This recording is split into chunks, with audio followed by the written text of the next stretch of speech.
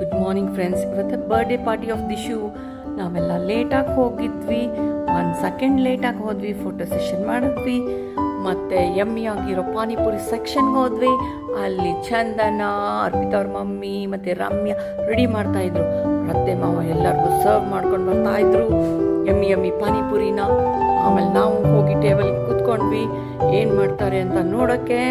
ಮತ್ತು ಶರತ್ ಮತ್ತು ಅರ್ಪಿತಾ ಎಲ್ಲರಿಗೂ ನೀಟಾಗಿ ಕೇಕ್ ಸರ್ವ್ ಮಾಡ್ಕೊಂಡು ಬಂದರು.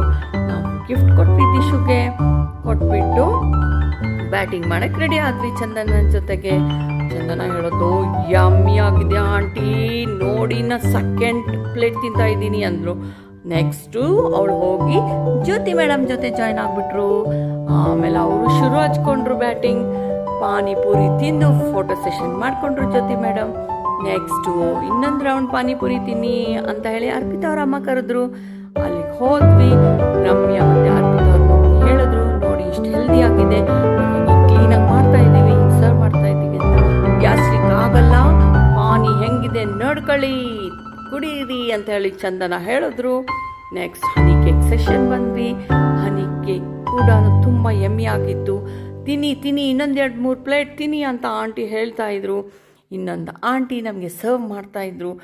ಚೆನ್ನಾಗಿ ತಿನ್ನಿಪಾ, ಏನೂ ಆಗಲ್ಲ ಹೊಟ್ಟೆಗೆ ಅಂತ ಹೇಳಿದ್ರು ಆಂಟಿ ನಮಗೆ.